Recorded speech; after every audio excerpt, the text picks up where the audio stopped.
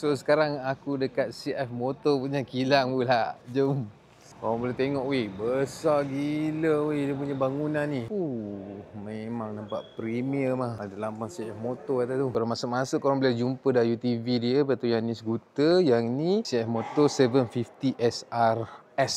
Semak weh. Sebelah kanan ni pula, ini adalah production yang ke 1 juta.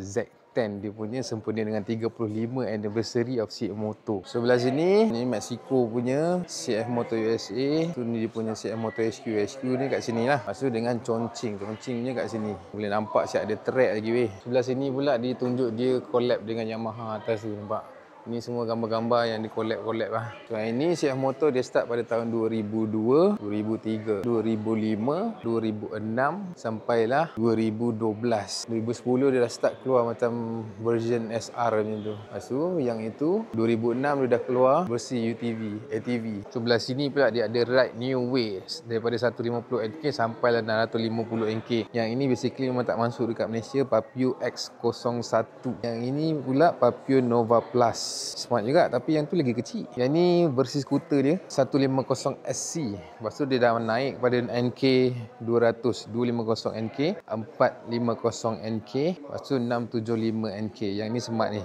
Yang ni yang dah masuk dekat Malaysia. Dan juga 800 NK. Yang ini adalah konsep motor dia. NK konsep. Smart. Beza 675 NK ni dia 3 piston yang Atip suka. Lepas tu 800 NK ni dia 2 piston. Dia nak beli tu, nampak smart. Bahagian section ni adalah motosikal touring lifestyle dia. Ni 650 TR. Tu ni pula 650 TRG. 1250 TRG. Yang ini 450 MT. Yang memang geng-geng touring adventure suka motor ni. Yang ni pula 800 MT abang yang ni. Ada CCC. Boleh bawa naik flight. So ini adalah 700 MT. Tapi basically depan dia lebih kurang je ni. Yang ini adalah 800 MTX. Tank dia dekat bawah macam 790 punya ketam. Ini salah satu dia punya boot. Cantik juga. Ini bahagian motor cruiser diorang. Full Life Cruising CLC 450. Boleh nampak kat sini ada few model juga dengan dia punya jaket, kasut, bag sekali ada, helmet pun atas tu. Cantik juga kalau korang jenis yang suka macam ni. Dan setup dia nampak cool lah. So ni CF Motor SR daripada 250 SR, 675 SRR dan juga Boom 500 SR. So yang ni dia more kepada MotoGP punya konsep lah. Itu nampak dia punya suit, dia punya helmet, dan juga yang ni paling komen sekali ni. Smart yang ni pun. Itu racing dia tahun 2013. Yang ni 2022 untuk Moto2 dan Moto3. Smart. So ni ATV diorang yang dah masuk Dakar 2024. Kat sini pun korang tengok CF 625 Touring ni nampak lebih selesa weh dia punya seat tu. C-Force 625 Touring Overland. Smart. So yang ni U-Force 600. Diorang bukan main-main buat ni. Memang betul-betul punya buat design. Yang ni pula U10 Pro Highland. Ni ATV yang kecil. Yang ni pula C-Force 1000 MV. Nampak lebih gagah tu. Ini pula dia buat motor polis guys. Ni lagi lah besar.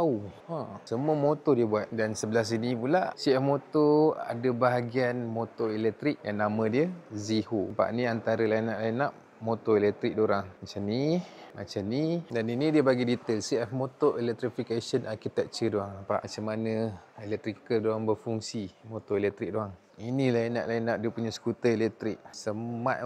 Belakang tu dia punya helmet. Ada topi sikit. Merchandise dia lah. Dan bahagian sini pula dia punya merchandise semua. Ada pick-up pun ada. Punya topi dia punya bag. So tampak cap dia.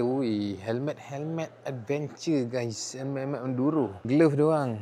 Dan banyak lagi. Cafe pun ada dekat belah situ. Belah sini dia ada helmet lagi. Dia punya jaket. Dia punya helmet performance. Dia punya racing suit dengan helmet. Memang besar gila CF Motor kat sini. Macam-macam ada kat sini. Puas hati dapat tengok.